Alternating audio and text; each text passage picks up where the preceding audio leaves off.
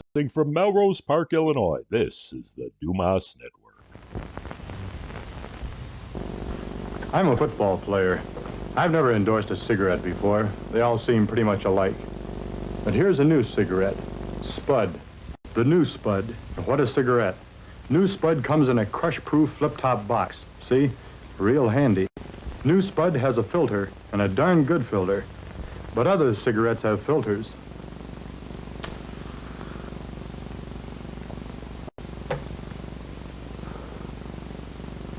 The important thing about this new Spud is the flavor.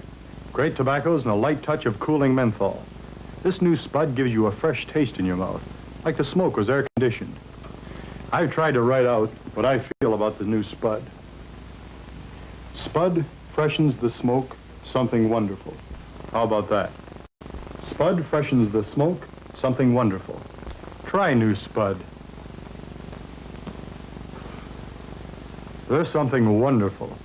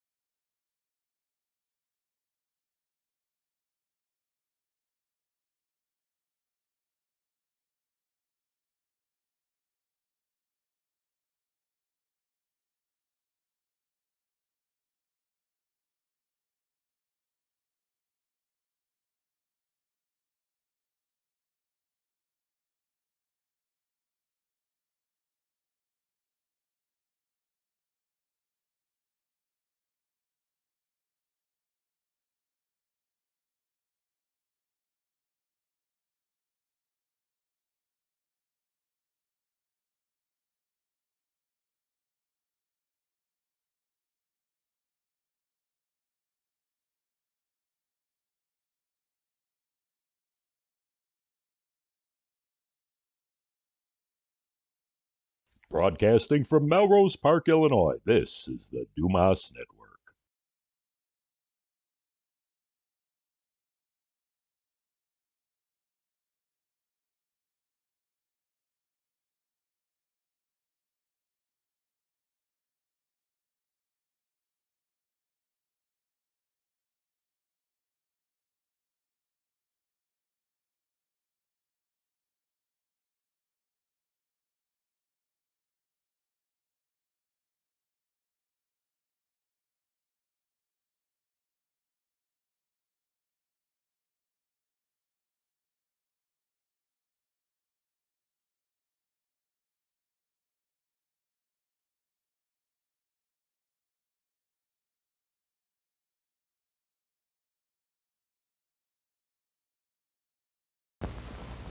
Look into my eyes. I'm going to hypnotize you. Yes, you. Right now. No, don't look away. Look into my eyes. Relax. You want to smoke. You want a smoke that will make your mouth taste fresh? There is such a smoke. It's called Spud. New Spud. It's new. New. It's a completely new filter cigarette. Other cigarettes have filters, but this new Spud has something else. It has a light touch of menthol that freshens the smoke. Something wonderful. New Spud by the makers of Marlboro. New Spud has a filter tip. It has a crush-proof box. It has a fresh taste like it was air-conditioned. You're going to try new Spud tomorrow. You're going to try new Spud. You're going to buy a pack tomorrow. Broadcasting from Melrose Park, Illinois, this is the Dumas Network.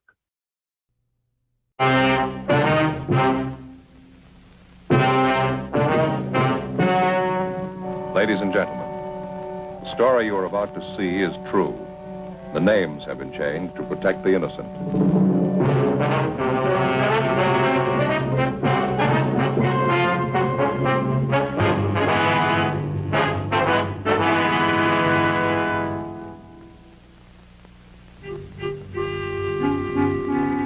This is the city. All year round, it wears work clothes.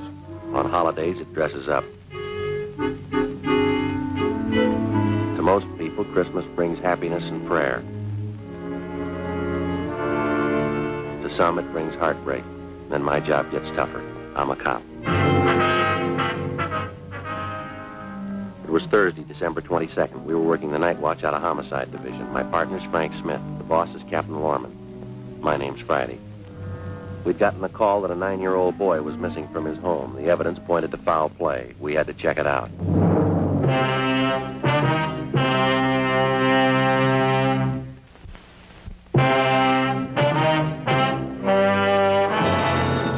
Okay.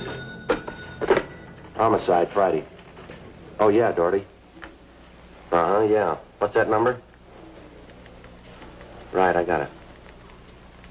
Yeah, 9-year-old, huh? Well, how long's he been gone?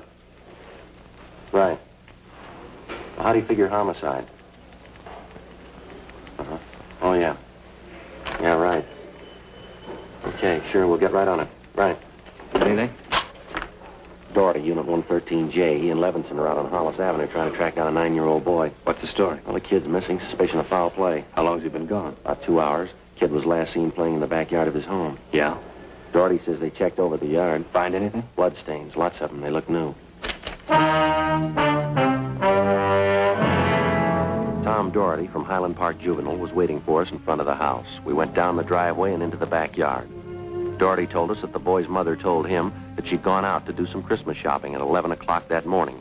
And when she returned home at 2 p.m., the boy was gone. His name was Stanley Johnstone, age 9 years. Ray Pinker started his preliminary investigation of the stains found on the patio.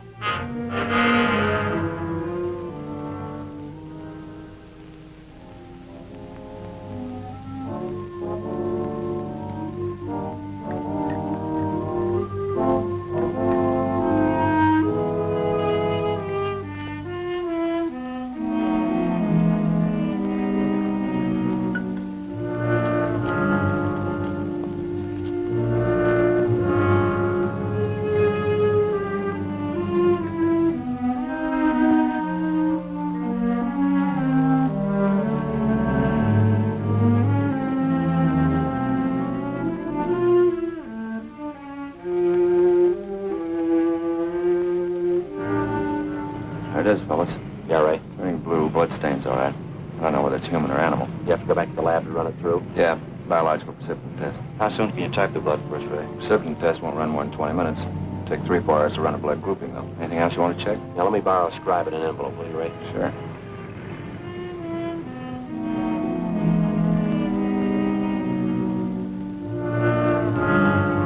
.22 caliber empty cartridge casing. I marked it for evidence.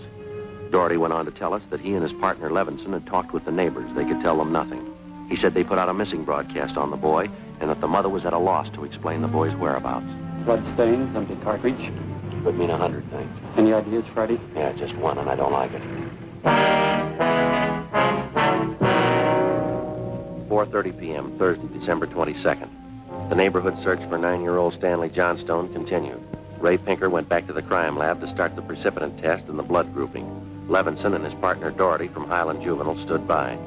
We called Captain Lorman, and he arranged for a special detail to aid in the search for the missing boy. Frank and I questioned the boy's mother, a Mrs. Ruth Johnstone, a woman in her early 40s. She seemed fairly calm under the circumstances. Mrs. Johnstone, is your boy Stanley in the habit of wandering off without telling you where he's going? No, he's not in the habit of wandering off, but he has done it before. When was the last time, Miss Johnstone?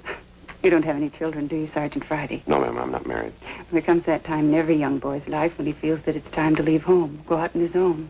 Usually happens somewhere around 8 to 10. Yes, I think I know what you mean. I have a boy of my own. You know how it is. My husband and I scolded Stanley one afternoon after school, and he was quite put out about it. Thought George and I were unfair. Packed a few of his things and left. How long was he gone? Oh, no time at all, about 2 hours. I was worried about him, but my husband said to leave him alone, said every boy had to go through that stage. Well, and you think he's run away from home again this time, do you? Yes, I think so. He's been gone about 4 hours now. I have a funny feeling about it. Well, did you and his father have some misunderstanding with the boy recently? That's just it. We haven't. I don't mind telling you, now that we're talking about it. I'm getting worried. Any place around that he might like to visit, a hobby shop or a playground where he might be? Well, yes, there's Jensen's model shop, little Heidi Robinson, but I've already called all his friends, and they have no idea where he is either. I see. We'd like a list of all of his friends and the places that he was known to frequent. Yes, all right, I'll give them to you. Where do you suppose he is? Where's your husband now, Mrs. Johnstone? At work. George works for the city. He's a fireman. Where's he stationed? Engine Company 12. He's working the A platoon. He'll be home tomorrow morning. I haven't told him Stanley's gone. Well, is there any chance that the boy might be down at the firehouse with his father? No, he seldom goes down there anymore. No, I don't think he's there. I'm awfully worried. May I call my husband? Oh, sure. Go right ahead. I know George will be worried.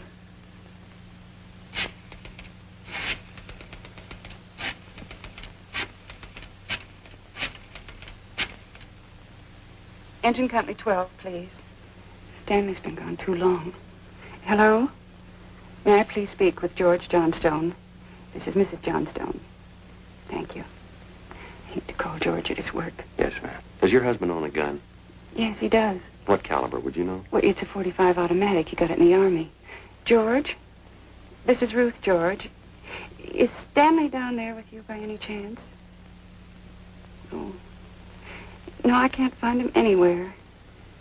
He wasn't here when I came home from doing my shopping. Well, there are 2 policemen here. No, dear, I'll call you if we don't find him soon. All right, dear, yes, you too. Bye. I didn't think he'd be with George. That .45, is that the only gun in the house? Yes. Why are you asking about guns? Has anything happened you're not telling me about? No, ma'am, just routine checking. We'll have to take a look at that 45 if you don't mind. Well, maybe I should tell you, we do have another gun in the house, but it's all wrapped up. George bought it for Stanley's Christmas present. Wonder if we could see that, please. Well, yes. Do you have to unwrap it? I'm afraid so. Well, it's this way. It's in this closet. Think I can reach it? I had to hide it. Oh.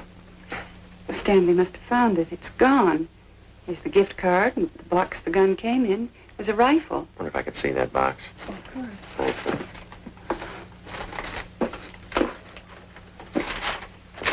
How about it, Joe?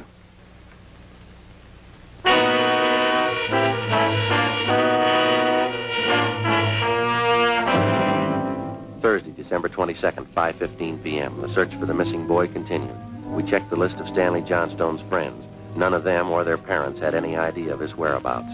We talked with Doherty again. He'd been in touch with the detail combing the neighborhood. They found nothing.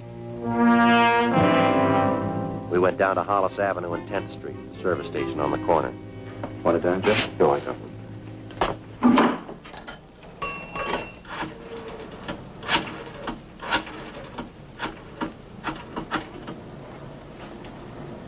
Two 667, please.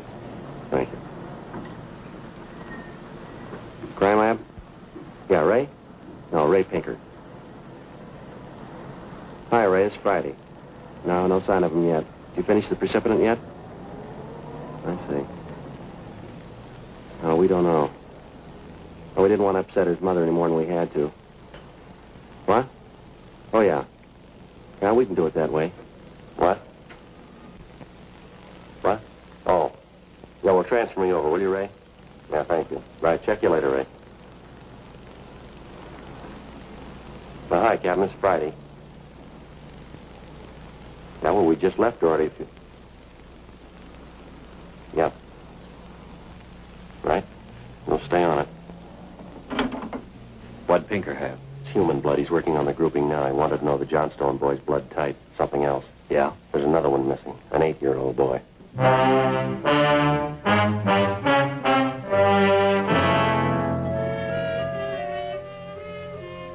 6:30 p.m. We talked with Officer Doherty about the other missing boy. He told us that his name was Stephen Martin, 8 years old. His family had just moved into the neighborhood. It seemed that no one besides the Martin family knew that the boys played together. We got a description of the Martin boy and put out a missing broadcast. We called the Johnstone's family doctor. He told us that Stanley's blood type was type O. At 7 p.m., we talked with Mrs. John Martin. Stevie told me he was just going out to play. He said he'd be home by 6 for dinner. Yes, ma'am. He's always prompt, never overstays his playtime. It's after 7, isn't it?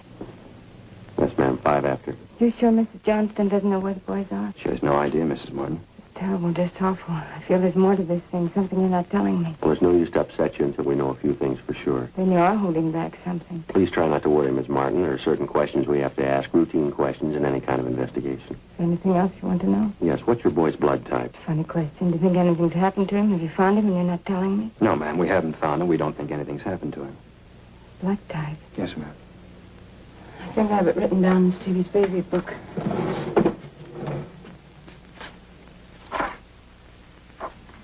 Yes, here it is. It's type O. Thank you. I wonder if I might use your phone. Yes, of course, in the hall. Thank you. Excuse me? Mm-hmm.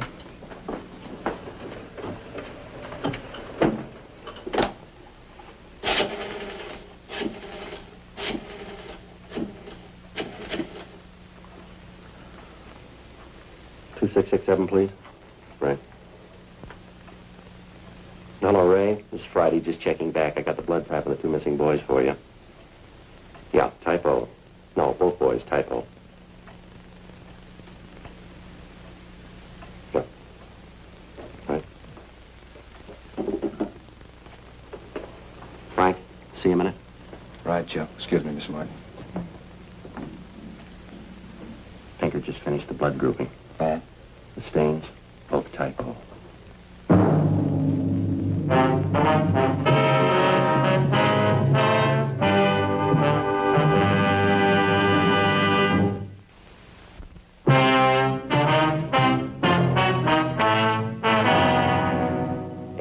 Thursday, December 22nd. Still no sign of either of the missing boys. Captain Lorman went back to headquarters to direct the search from there. He dispatched another detail of 50 men to aid in the hunt for the missing youngsters. 8:30 p.m. We went up the block to see Mrs. Johnstone. Her husband had quit work early and returned home. We talked with him. He could tell us nothing more than we already knew. We still had not informed either of the families about the blood stains and the empty cartridge casing which had been discovered in the backyard of the Johnstone home. It was more than possible that they had a right to know about our findings, but Frank and I felt there was no cause to add to the distress of the 2 families at this time. If the 2 missing boys were found alive and well, then the blood stains in the cartridge would be of no concern to the relieved parents. At 8:40 p.m., Frank and I left the Johnstone house and went to the home of Mr. and Mrs. John Martin. Mrs. Martin, you say your husband works in the market? Yes, he telephoned about 15 minutes ago and said he was closing up right away. He'll be here any minute. do wish Stevie would call or come home. It's so cold out tonight. All he had on was a thin cotton shirt. You try not to worry. We're doing everything we can. He'll be all right. Stevie's father's such a sensitive man. He and the boy are so close. I know he's terribly upset. Now, you say you looked every place. There's no place else the boy might be. Oh, no place, no. If anything's happened to the boy, it'll just kill John. You just take it easy, Mrs. Martin. Sit still. I'll get it. Thank you. Joe. Yeah. The Johnstone kid, he's been found.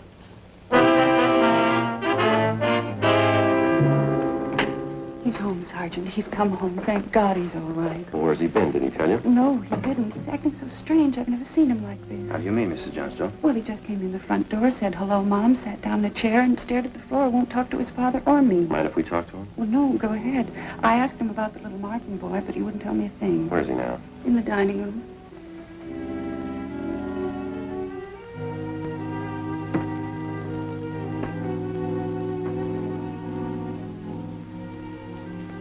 Looks all right, Joe. Yeah. Son, this is a police officer. He wants to talk to you. Don't be afraid, dear. He only wants to ask you some questions. Son. You see, Sergeant? Stanley. Look at me, son. Come on, youngster. Get your head up. Come on now. That's better. Had your mother pretty worried, you know that? Want to tell us where you've been?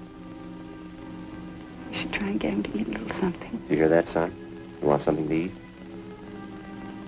Stanley, there's another little boy up the street who hasn't come home. You know where he is? His father and mother are worried about him, too, just like your folks were. You've got to help us find him, son. I killed him. I killed Steve. With the 22. We were only playing, but I killed him. How do you know you killed him? Maybe he's only hurt. Now, isn't that it? No, he's dead. I know he's dead. The gun went off. We forgot we put bullets in there. Where is he, Stanley? I hit him. I was scared. I didn't want anybody to find him. I don't want to go to jail. Where'd you hide him, son? Out in back under some leaves. I didn't mean it. He was my pal. You want to show us where, Stanley? Yes, I'll show you. Please don't send me to jail.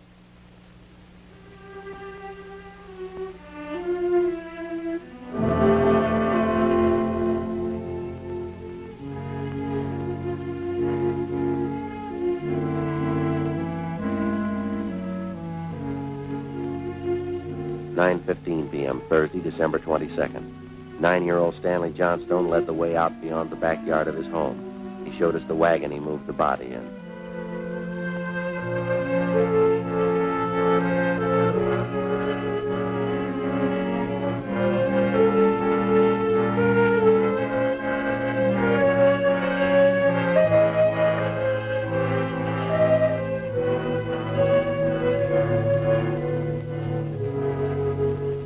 Stanley led us to a small clump of trees in back of the house.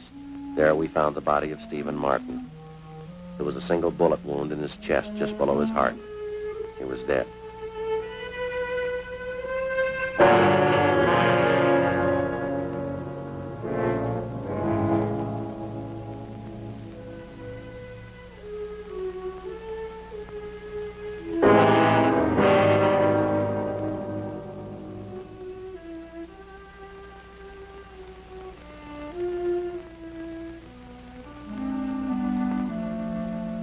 I knew my folks were going to give me the gun for Christmas.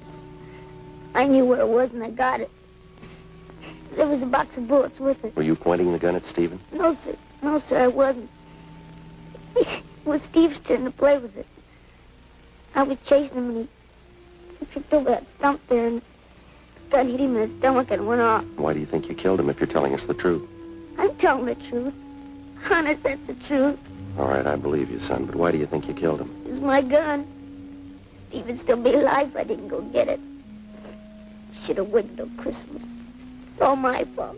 Where have you been all this time? Right here. With Steve. What were you doing, son? I was praying. I was praying for God to make you alive again.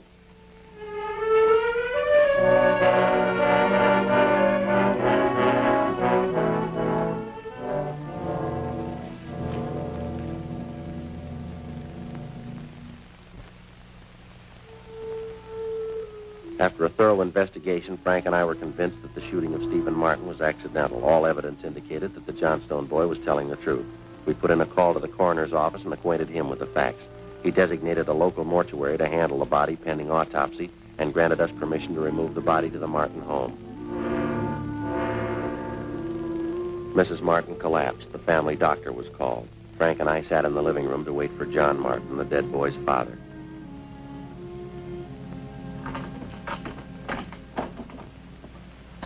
Edith? Edith? Mr. Martin? Yes. You the police?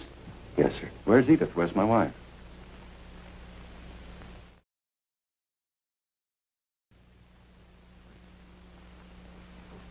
Have you found him? Yes, sir. Well, where is he? Stevie? Stevie? Where's Steve? He's hurt, isn't he? Yes, sir. Well, where is he? I want to see him. He's hurt pretty bad, Mr. Martin. Well, where is he? I want to see him.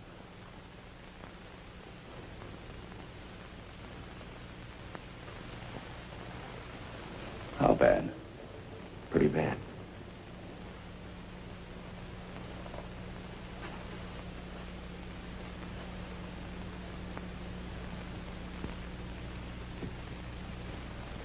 He's dead.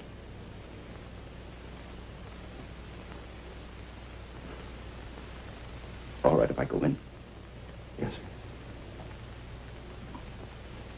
Will you go with me? Yes, sir. Sure. Don't make it any harder on yourself, Mr. Martin. I see, my boy. Stevie.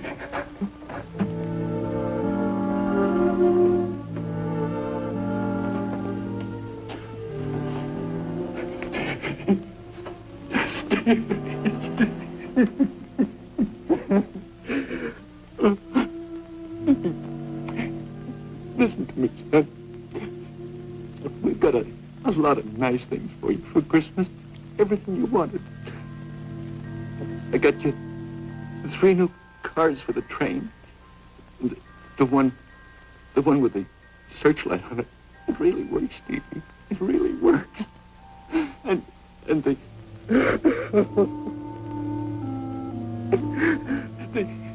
the new switch you wanted.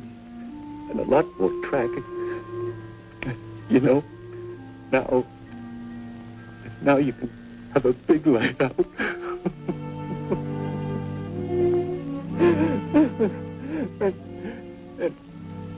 and you know that catches mitt you wanted? I got that for you too. And the cowboy outfit.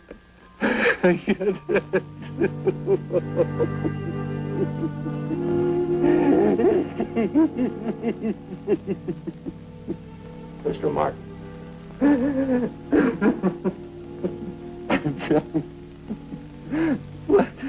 What happened? It was an accident, sir. He was playing with the Johnstone boy up the street. Playing with a gun. Went off. What was the name of that other boy? Stanley Johnstone. It was an accident, sir. Mr. Martin. I want to see that boy.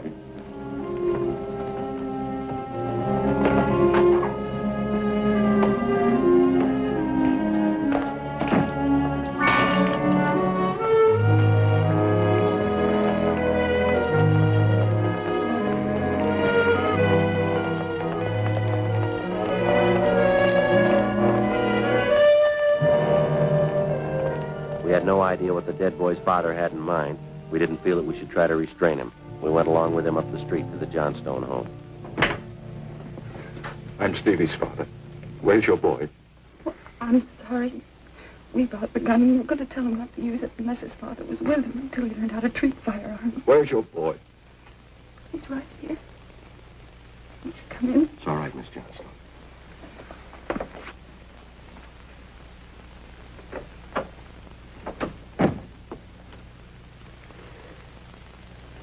Are you the boy that was with Stevie? Yes, sir. What's your name? Stanley.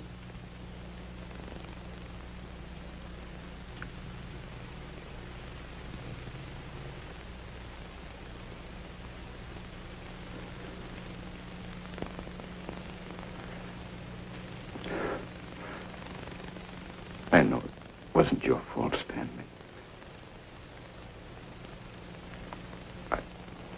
I wonder if you'd do something for me. Yes. I've got a lot of nice presents for Stevie. I know he'd like you to have them. I want to give them to you. Christmas Eve. Mom, I think that'd be a fine idea, son.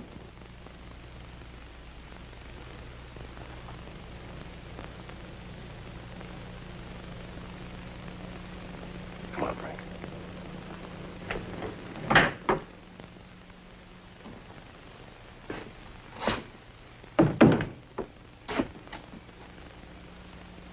Well, what's it all prove, Joe? You don't give a kid a gun for Christmas.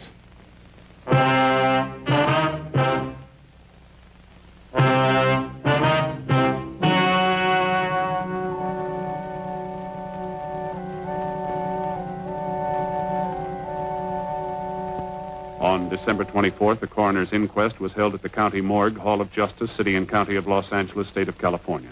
In a moment, the results of that inquest.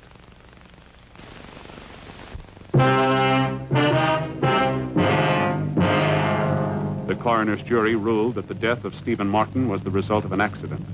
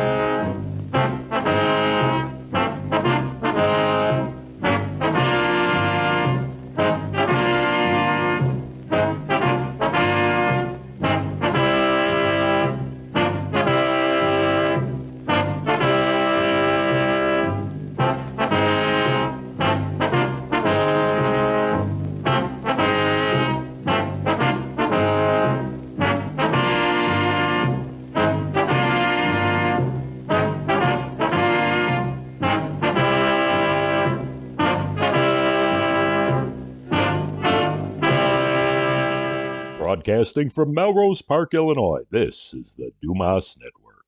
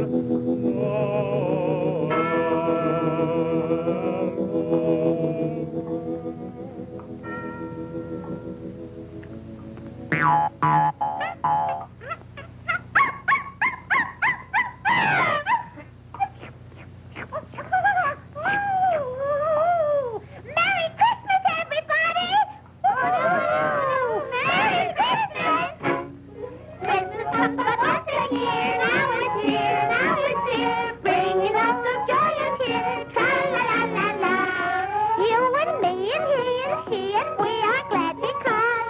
Why, because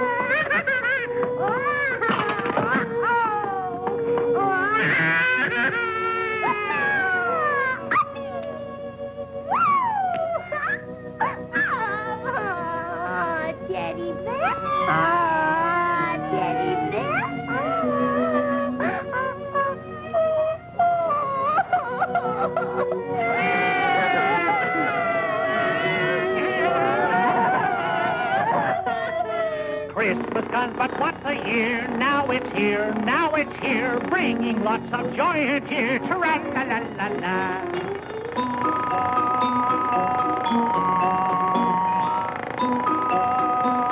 There is a Santa Claus. Christmas comes but once a year. Now it's here, now it's here, bringing lots of joy and cheer. Tra-la-la-la-la. Oh!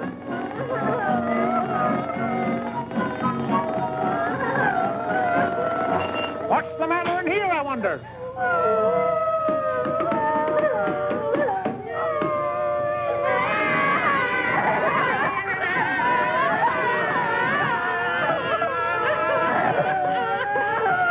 Looks like a pretty gloomy Christmas for those poor kids.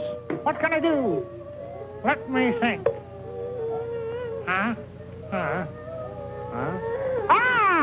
Oh, no.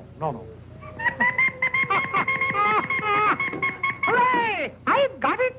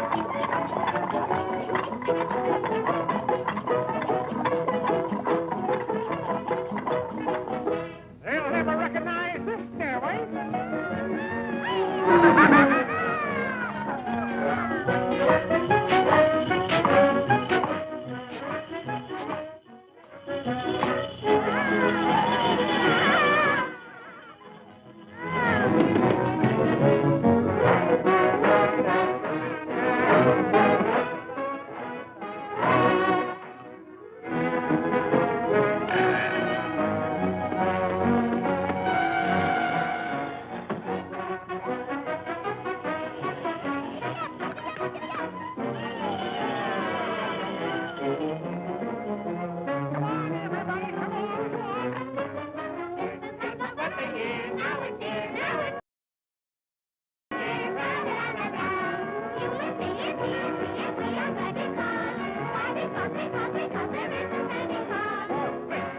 Broadcasting from Melrose Park, Illinois, this is the Dumas Network.